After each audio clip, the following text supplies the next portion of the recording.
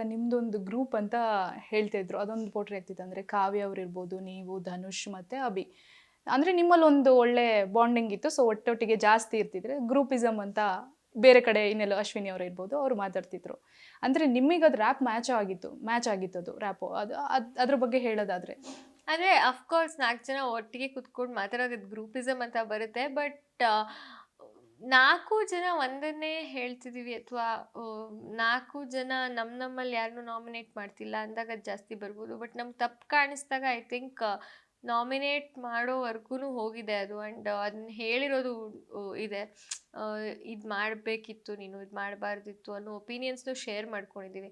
Just because ಆ ಗ್ರೂಪನ್ನು ಉಳಿಸ್ಕೋಬೇಕು ಅನ್ನೋ ಒಂದೇ ಒಂದು ಕಾರಣ ಇದ್ದಿದ್ರೆ ಅದು ಯಾವುದೂ ಮಾಡದೆ ನಾವು ಉಳಿಸ್ಕೋಬೋದಿತ್ತು, which we didn't do. But ಅದು ಅವ್ರ ಜೊತೆನೇ ಮಾತ್ರ ಮಾತಾಡ್ತಿದ್ದೆ ಅಂತ ನಾನು ಏನಿಲ್ಲ. ಇವಾಗ ಅಶ್ವಿನಿ ಮ್ಯಾಮ್ ಜೊತೆ ಸುಮಾರು ಕಾನ್ವರ್ಸೇಷನ್ಸ್ ಆಗಿದೆ. ಆ್ಯಂಡ್ ರಾಶಿಕಾ ಸೂರಜ್ ಜೊತೆ ಕಂಪ್ಯಾರಿಟಿವ್ಲಿ ಕಮ್ಮಿ ಆಗಿದೆ. ಅಶ್ವಿನಿ ಮ್ಯಾಮ್ ಜಾರ್ನಿ ಜೊತೆ ಕಾನ್ವರ್ಸೇಷನ್ಸ್ ಆಗಿದೆ. ಆ್ಯಂಡ್ ರಕ್ಷಿತನ ಜೊತೆ ಜಗಳ ಆಗಿದೆ ಕಾನ್ವರ್ಸೇಷನ್ಗಿಂತ. ಬಟ್ ಯಾ, ಅಂದರೆ ರಕ್ಷಿತ್ ಅವರು ಓವರ್ ಆ್ಯಕ್ಟಿಂಗ್ ಮಾಡ್ತಾರೆ ಅಂತ ಅನ್ಸುತ್ತಾ ಮನೇಲಿ? ಅನಿಸುತ್ತೆ. ಅಂದರೆ ನಾವು ಹೇಳ್ತಿರ್ತೀವಿ, ಅವಳೇ ಲಾಸ್ಟ್ ವೀಕ್ ಅಂತೂ ಅವಳೇ ಹೇಳ್ತಿದ್ರು, ಹೊರಗಡೆ ಹೋದ್ಮೇಲೆ ಪಾರ್ಟಿ ಮಾಡೋಣ ಆಯಿತಾ ಸ್ಪಂದನ, ಬಟ್ ನಾನು ಎಕ್ಸಾಜುರೇಟೆಡ್ ಆಗಿ ಮಾತಾಡಲ್ಲ ಅಂತ ಅವಳೇ ಹೇಳ್ಬಿಡ್ತಿದ್ಲು.